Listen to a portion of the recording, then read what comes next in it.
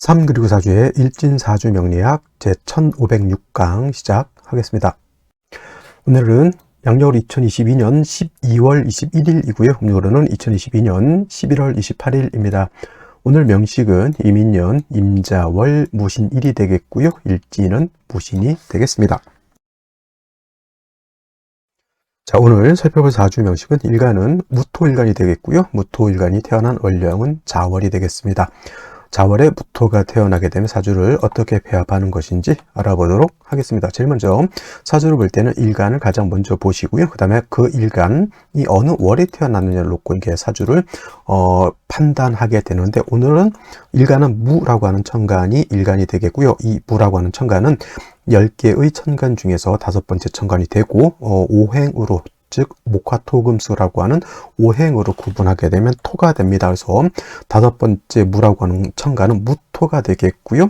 이 무토라고 하는 거 비유를 하자면은 전원토가 아니라 무토 같은 경우는 흙의 기운을 가지고 있으면서 다시 이를 음과 양으로 구분하게 되면 양의 기운을 가지고 있는 토라고 구분해 볼 수가 있겠습니다. 성질은 양의 기운을 가지고 있죠. 항상 양이라고 하는 것은 양이라고 하는 것은 떼어 놓을 수 없는 그런 관계 동전의 앞면과 뒷면과 같은 그런 관계가 있기 때문에 양토가 있다라고 하는 것은 음토가 있다라고 하는 것이 전제가 되겠고요. 내일 공부하게 되는 기토라고 하는 것 또한 무토와 마찬가지로 흙의 기운을 가지고 있지만 얘는 양의 기운이 아니라 음의 기운을 가지고 있는 토가 되겠습니다. 그래서 양토는 무토가 되는 것이고 음토는 기토가 되는 것인데, 자, 음양의 개념이라고 하는 것은 서로 상대되고 서로 대조되는 개념입니다. 예를 들면 양이 밝다라고 하면 음은 어두운 개념이고, 양이 선하다, 착하다라고 하는 개념이면 음은 악하다라고 하는 개념으로 볼 수가 있겠죠.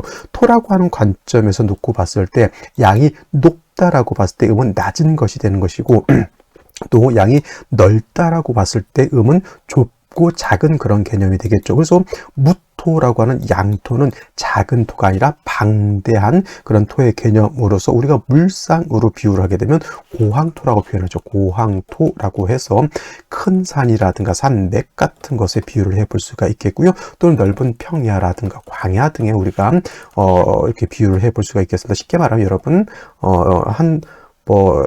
우리나라 한반도만한 그러한 땅을 가지고 있다 생각하셔도 되겠고요. 아니면 저기 히말라야 산맥이 내 것이다 이렇게 생각하시면 그 넓은 땅과 그 넓은 높은 산을 어떻게 활용할 것인가 이렇게 한번 생각해 보셔도 나쁘지 않을 것 같고요.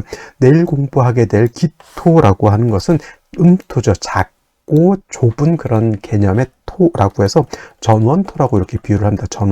전원이라고 하는 것은 받전자에다가 그 동산 원자를 쓸 수 있겠죠. 또는 담장토, 담장 안에 이렇게 들어가 있는 작은 텃밭 같은 개념으로서 기토를 설명해 볼 수가 있겠습니다. 그러니까 무토하고 기토는 같은 토이지만은 무토라고 하는 것은 굉장히 방대하고 크고 높고 넓은 산 광야라고 봤을 때, 기토는 작은 과수원이라든가 작은 정원이라든가 또는 분토라고 해서 여러분들 화초 심을 때 화분 있죠. 그 화분 안에 담겨져 있는 작고 비옥한 토를 갖다가 기토라고 이렇게 생각하시면 되겠습니다. 또 무토하고 기토의 차이가 있다라고 하면 무토는 건토, 즉 마른 땅이라고 해서 마를 조자를 써서 조토라고도 이렇게 표현을 하고요. 또 기토는 반대로 무토가 건토라고 하면 기토는 물기를 가지고 있는 습토라고 이렇게 비유해 볼 수가 있겠습니다. 이렇게 무토인 양토하고 음토인 기토가 이렇게 차이점인데 공통점도 있겠죠. 같은 토이기 때문에. 토로서 공통점이라고 하면 만물이 자생할 수 있는 그런 터전이 될 수 있는 것이 바로 토라고 보시면 되겠습니다. 토라고 하는 것은 뭐예요? 사람도 그 땅을 딛고 살고요. 나무는 그 땅에다 뿌리를 내리고 살고, 동물들도 그 땅을 딛고 살아가게 되죠. 그래서 땅이라고 하는 것, 토라고 하는 것은 만물이 자생하고 만물이 그 안에 새끼를 낳고 기를 수 있고 또 살 수 있는 그런 삶의 터전 같은 그런 개념으로 보실 수 있겠는데, 이런 삶의 터전이 예를 들면 너무 얼어서 동토가 돼버려도 사람도 동물도 식물도 살기가 좀 어려워질 것이고요. 또는 열토가 되는 경우에도 굉장히 살기가 어려워질 겁니다. 동토라고 하는 것은 쉽게 말하면 우리가 남극대륙 이렇게 생각하시면 되겠어요. 남극대륙, 우리나라 세종기지하고 여러 나라 각국 그래서 연구 기지를 이제 난국들에게 많이 해놓죠. 사람이 살기는 굉장히 어렵 그러한 동토가 되는 것이고, 열토라고 하는 것은 이렇게 생각하시면 되겠죠. 저기 사막 있죠. 사막 엄청 뜨겁고 고온의 사막을 연상하시면 되겠습니다. 그래서 사하라 사막 이렇게 생각하시면 되겠죠. 물론 오아시스가 있는 그러한 지역에서는 뭐 식물도 좀 살 수 있겠지만, 사막이라고 하는 때는 물기가 없고 너무 뜨거워서 풀 한 폭에 자라기가 좀 어렵죠. 그래서 이런 데 자라는 식물이 뭐가 있습니까? 선인장 같은 경우는 살 수가 있는데, 선인장은 왜냐 가죽이 두껍습니다. 그리고 이파리가 아니고 가시로 이렇게 거기에 맞게 살아가는데, 선인장이 솔직히 거기서 살기가 좋아서 사는 건 아니겠죠. 그냥 적응해서 사는 것이지만, 사람도 뭐 사막에서 살지 못하는 것은 아니지만, 대한민국처럼 사계절이 뚜렷하고 그 다음에 따뜻한 온기가 있는 이런 좋은 지역에서 사는 것이 사람 살기, 동물 살기, 식물이 자라기에도 좋은 점입니다. 그래서 토라고 하는 것은 무토가 됐던 음토인 기토가 됐던 보다 만물이 자생할 수 있는 터전이 되어야 되는 것이니, 너무 추워도 안 되고 너무 더워도 안 된다라고 해서 수화라고 하는 것이 적절하게 조절이 잘 되어 있는 토가 좋은 토이다. 수화라고 하는 것은 물하고 화를 뜻하는 것인데, 물이라고 하는 것은 냉기를 뜻하는 것이고요. 화라고 하는 것은 뜨거운 열기를 뜻하는 것인데, 너무 뜨거워도 안 되고 너무 차가워도 안 되니 이 냉기하고 열기가 적절하게 조절을 이루면 됩니다. 목욕탕을 가도 열탕이죠. 뜨거운 열탕이 있습니다. 거의 뭐 한 물의 온도가 뭐 60도 넘어가는 열탕이 있고요. 그 다음에 아이들이 들어가서 놀기 좋아하는 30도의 온탕이 있고요. 그 다음에 아이들이 놀다가 어디를 갑니까? 냉탕이죠. 냉탕. 그죠? 어르신들은 이 열탕을 좋아하겠지만은, 우리 애들은 이 온탕, 너무 뜨겁지 않은 이런 온탕이 적합하겠죠. 열탕이라고 하는 것은 너무 뜨거운 사하라 사막 이렇게 연상하셔도 되겠고요. 냉탕이라고 하는 것은 남극대로 생각하시면 되겠고, 온탕은 적정하게 사람이 들어가서 이렇게 이제 뭐 반신욕 정도 이렇게 할 수 있는 정도, 적정한 온도 이렇게 생각하시면 되겠어요. 그래서 사람이 살 수 있는 적정의 온도가 대략 18도에서 한 27, 8도 정도 된다고 하죠. 이 기후 정도가 적당히 수화가 기제가 좀 잘 된 정도 생각하시면 되고, 영하로 너무 떨어지거나 또는 30도 넘어서 40도 이상 올라가게 되면 사람 살기 어려워진다 이렇게 생각하시면 돼요. 땅은 그 환경, 기후에 지배를 받을 수밖에 없죠. 너무 추우면 땅이 얼게 될 것이고요.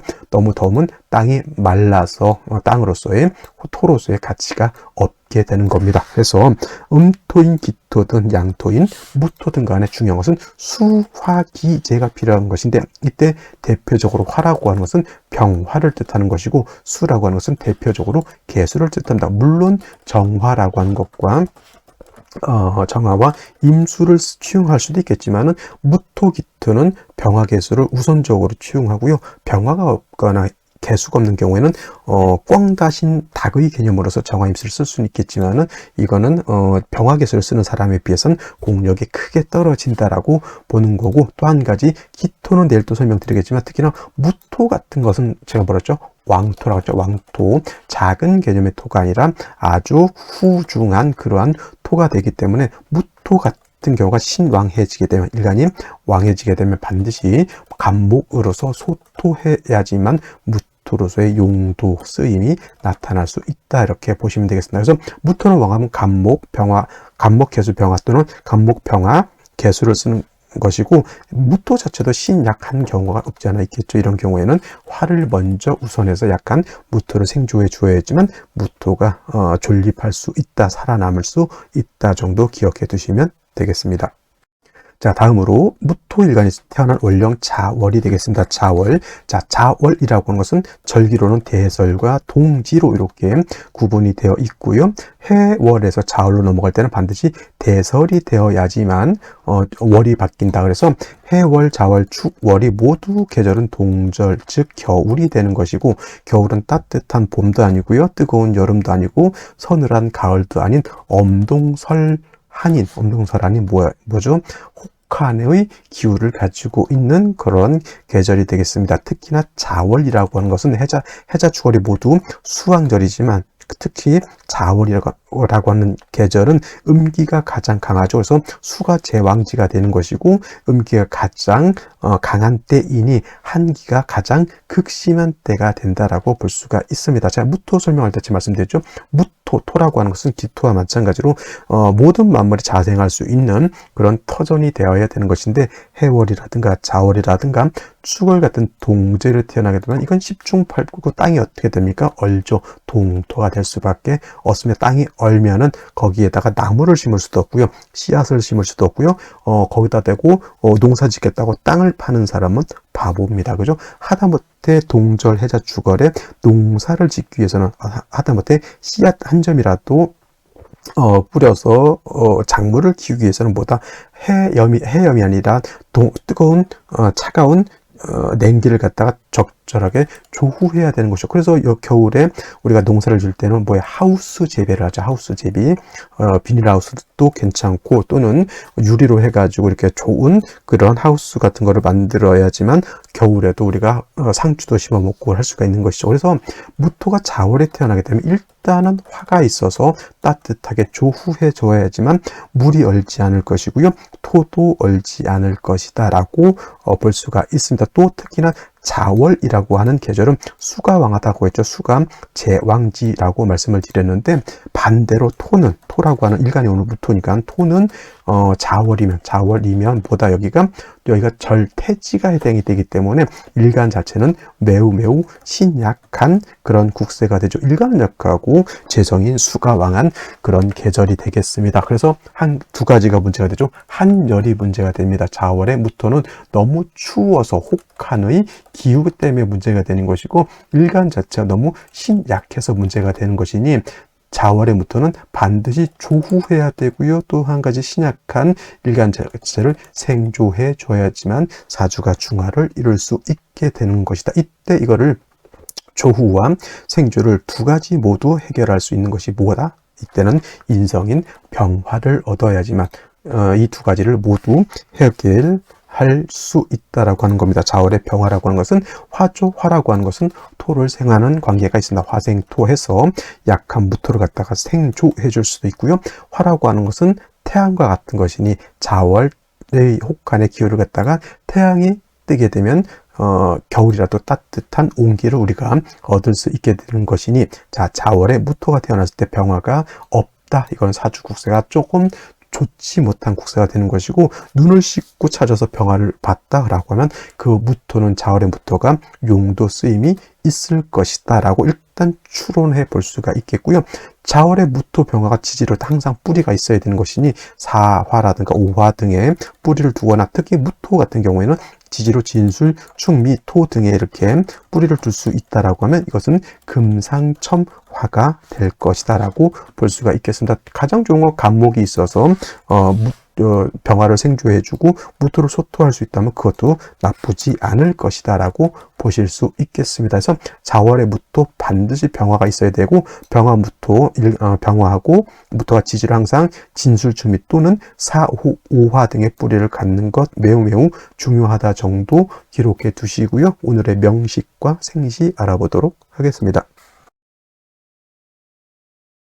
자, 다시 오늘의 명식을 살펴보도록 하겠습니다. 오늘 명식, 양토인 무토가 자월에 태어난 사주 명식이 되겠고요. 일단 격국이라고 하는 거 살펴볼 필요가 있겠습니다. 격국이라고 하는 것은 일간과 월령과의 관계를 살펴 사주 8글자가 어떻게 구성되어 있냐, 어떻게 짜여져 있느냐를 놓고 보는 것인데 일단 무토라고 하는 일간은 양의 기운을 가지고 있는 양토가 될 것이고요. 그 다음에 월지의 자수, 자월의 자수라고 하는 것은 체는 양이지만 쓰는 것은 음으로 쓴다. 채, 양, 용, 음으로써 음수가 되는 것이죠. 양 대 음이 되는 것인데 토라고 하는 것은 수를 극하는 관계, 일간인 무토가 월지의 재성인 수를 극하는 관계가 되는 것이니 저거는 내가 극한다고 해서 아극자라고 이렇게 표현하고요.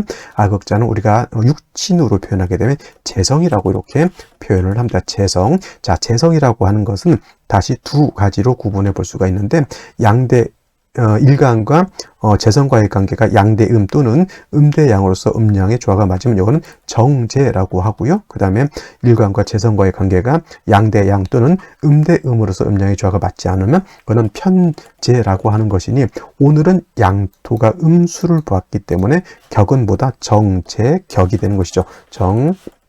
제격이 되는 것이고, 중요한 것은 자월은 수가 왕한 반면에 토는 약하기 때문에 정제격이긴 하지만 무엇다? 그렇죠. 일간은 약하고 재성이 너무 왕하다. 신약 제왕 또는 제다 신약한 그런 구조를 일단 일간과 원령은 가지고 있다라고 해서, 자월의 무토는 일간이 약하고 재성이 왕하니까 반드시 인성 또는 비견겁제를 얻어서 약한 일간을 생조해준다. 생조는 인성으로 해주는 것이고요.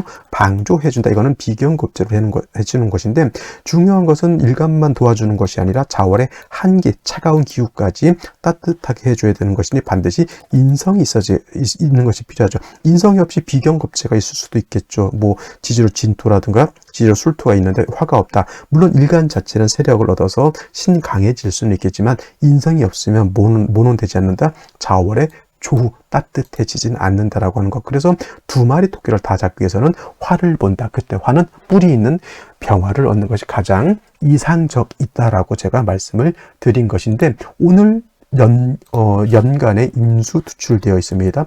재성이 왕한데 재성이 더욱 왕해져 있으니 제다신약이 더욱더 심각해지는 것이고, 그 다음에 수왕절인 자월에 수가 다시 많아지는 것은 물이 많아지는 것이 아니라 기후가 하강한다라고 하는 것을 꼭 기억해 두셔야 돼요. 더 추워지고 한습해진다라고 하는 것을 겨울에는 수가 많아지면 더 한습해진다라고 하는 것.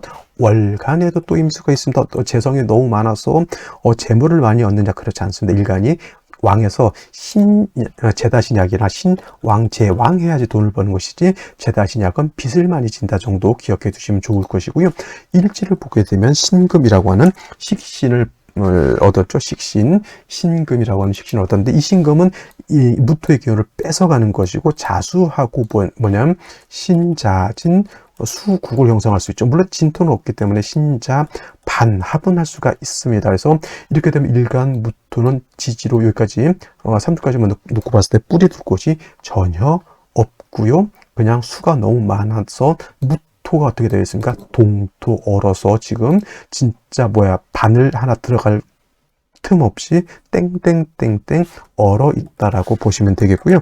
연지의 인목을 봤죠. 인목은 나를 극하는 것이라서 약한 무토가 더욱 좋지 않겠지만, 한 가지 조금 위로 받을 수 있는 것은 인중에 있는 뭐가 있다? 인중병화가 있기 때문에 그 작은 불씨 하나 가지고 나중에 내가 때가 오게 되면 저 불씨를 일으켜서 내가 따뜻하게 할 수 있을 것이야 라고 이렇게 생각은 해볼 수가 있겠지만, 3주까지만 놓고 봤을 때 뭐가 되지 않는다? 일간이 너무 약하고, 이거는 약한 정도가 아니라 극신 약하고요. 그 다음에 조후도 매우 미흡한 그런 단계가 되겠습니다. 반드시 생시에는 뿌리 있는 화를 얻는 것이 가장 이상적인 사주 배합 생시가 될 것이다 라고 말씀드리고요. 자, 생시를 보도록 하겠습니다. 자, 생시를 보도록 하겠습니다. 자, 3주까지만 놓고 봤을 때 일간 무토가 뿌리를 줄 수 있는 곳이 전혀 없습니다. 어떤 분들 자꾸 신중의 무토 또는 인중의 무토를 생각하시는데, 신중무토, 인중무토는 있어도 없는 것 같기 때문에 거기에 일간이 뿌리를 내린다 이렇게 생각하지 마시고요.